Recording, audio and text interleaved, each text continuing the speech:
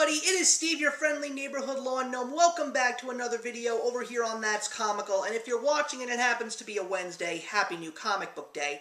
Well guys, I'm finally here to sit down and talk about the latest offering to the Marvel Cinematic Universe, and oh boy is it a big one. I mean, this movie is now officially the highest grossing film at the box office, and unless Avengers Doomsday really blows everybody's expectations out of the water, I have a feeling that there is nothing that is going to stop Spider-Man Brand New Day, starring Tom Holland, from being the #1 movie in the 2026 box office, no doubt. So, we finally get back into the world of Peter Parker. It has been now 4 years since the events of Spider-Man No Way Home, and 4 years since everyone's mind was wiped about the existence of Peter Parker, including Peter's closest and dearest.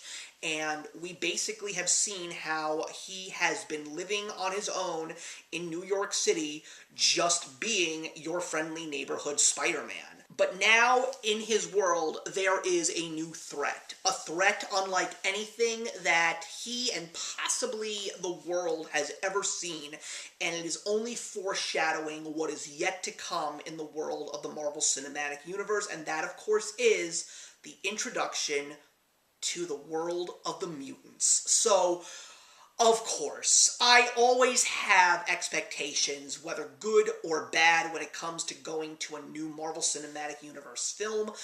It was quite crazy to believe that the last time I sat in a theater to watch a Marvel Cinematic Universe film, it was last year, and it was Fantastic Four: First Steps, which I absolutely love. I think that it's one of the best Marvel Cinematic Universe films. I mean, it's Jack Kirby. It's perfect. So, I had no anticipation of this movie being bad. I knew that Spider-Man was going to bring the crowds, make the cash. This was going to be an exciting film to watch. And it was a very good time at the movies. I mean, there were a lot of very cool things to take away from this movie. One of the biggest things was the fact that something happens in this Spider-Man movie that has not really happened much in a lot of the Spider-Man movies. And by a lot, I'm talking all the way back to the Tobey Maguire, Sam Raimi films. And that is the fact that we got a lot less Peter and a lot more Spider-Man.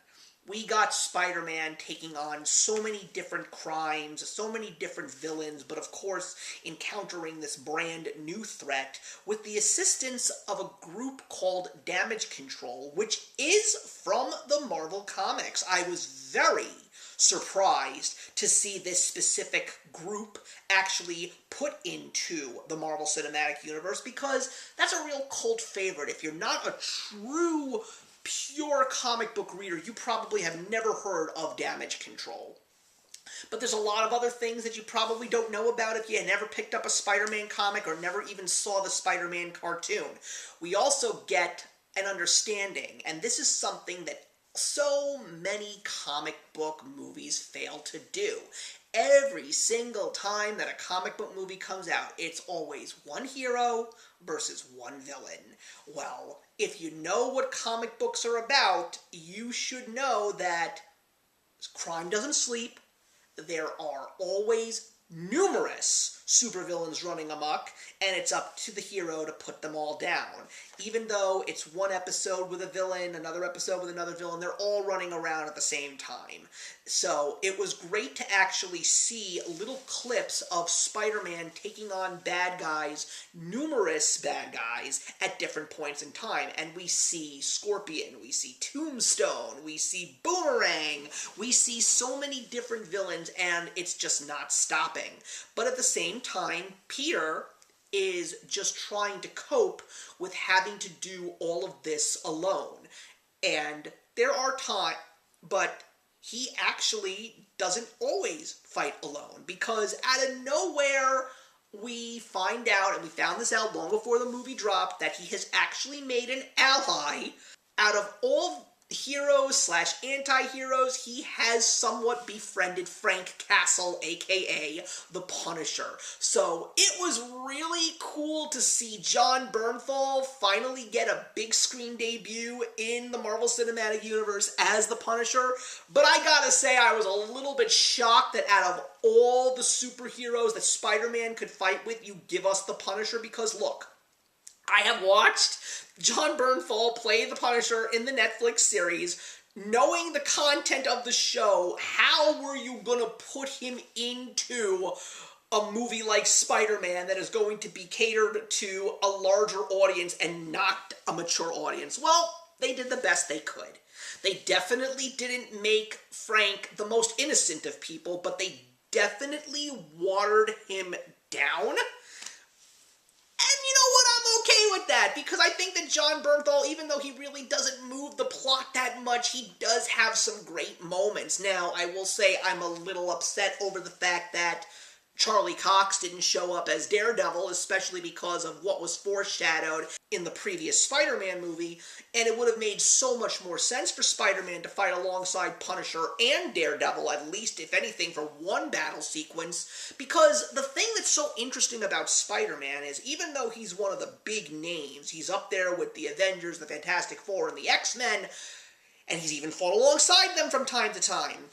When he fights alone, he literally is fighting for the little guy, much like what all of these heroes and anti-heroes like Punisher and Daredevil and Luke Cage and Jessica Jones and Iron Fist, that's what they do. They fight for the little guy. So I'm really hoping that if we're going to continue to see some new Spider-Man movies with Tom Holland, I would love to see these heroes show up to fight alongside Spider-Man. It just makes so much sense, or at least, for the love of God, ask Tom Holland to show up in Daredevil Born Again Season 3 when it comes. I mean, it just makes so much sense. But at the same time, you know, Peter is also trying to reconnect with the people who he lost. So, of course, we have Zendaya showing up again as MJ, and of course Ned is back as well, and it's really hard for Peter to try and reconnect with them and try and let them know that you know me all this time. I kind of love Ned's role in this movie, because even though he doesn't know Peter, he still feels that he is so involved in Spider-Man's world. He sort of is thinking that he could be the guy in the chair like he did all those years ago in the very first Spider-Man movie from the MCU. But then, of course, we have to talk about the antagonist in this movie. And that, of course, is a being that has a power that Peter has never encountered before. And this person has the ability to invade people's minds and make them do bidding for the purpose of this mystery person's mission. And when we finally find out who it is, we find out that it is not a major, large, threatening villain. Rather, it's a teenage girl just trying to find her sister. And this is where we are introduced to the world of the X-Men, and of course Sadie Sink from Stranger Things playing Jean Grey. Now, I am an X-Men purist. I have loved the X-Men for years. I've watched the shows, seen the movies, read a lot of the comics. Chris Claremont is one of my idols. So I know who Jean Grey is backwards and forwards, and what they did with Jean Grey was definitely a little unorthodox, but it makes a lot of sense, especially if you are an X-Men fan and you know who Jean Grey is. We have to remember the fact that this is a Jean Grey that is still young, still figuring out how to use her powers, but of course, Professor X has not found her yet. So she is just being herself and trying to cope with the fact that she has this gift. And she doesn't necessarily look at it as a gift, and a lot of people around her who have encountered her also do not believe that this is a gift. So, out of all the heroes in the world of the MCU, it is up to Spider-Man, a young hero, to try and connect with this young woman and try to give her an understanding that you don't need to be this way. I know that bad things have happened to you, but you have a power that can really allow you to do a lot of good in the world. So, A lot of people were not too happy with the way that Jean Grey was portrayed. A lot of people were really upset over the fact that the ending of the film was not as grand. And I personally think that it makes a lot of sense the way that it did. And I just know that it ended the way it did because we're on to bigger and better things in the coming years. I mean, I'm filming this video right after D23 announced the X-Men film, announced the young cast that is going to be portraying these famous characters.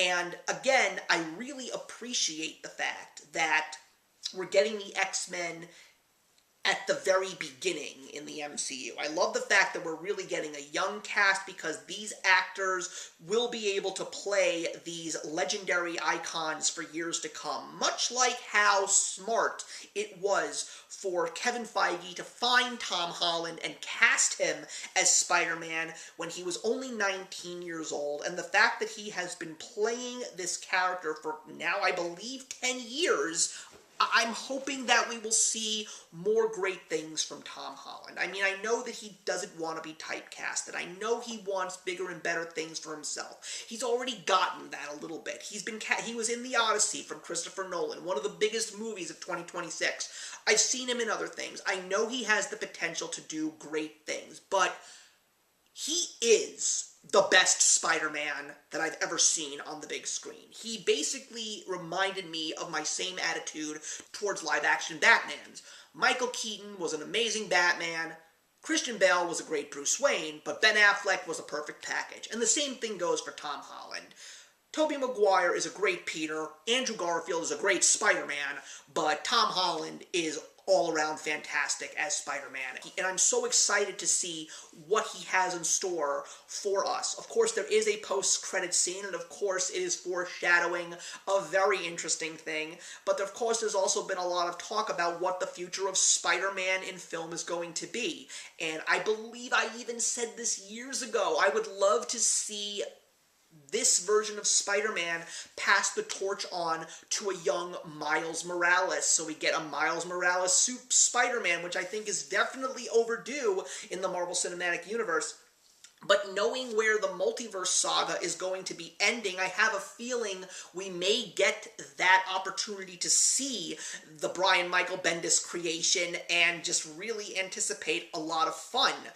I just am really excited for more MCU now because Spider-Man Brand New Day was a truly fantastic film. Though I am going to say it is not my favorite one. I do still think that Spider-Man No Way Home was my favorite, and I think it's just simply because of the fact that it gave us a true culmination of everything Spider-Man since we first saw him swing onto the big screen back in 2002. But I enjoyed Spider-Man Brand New Day. I am looking forward to seeing it again. I'm looking forward to owning it on Blu-ray or DVD, whatever I choose.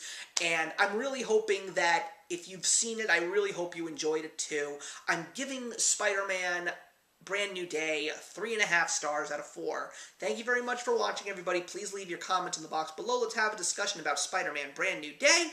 And I will see you in the next one.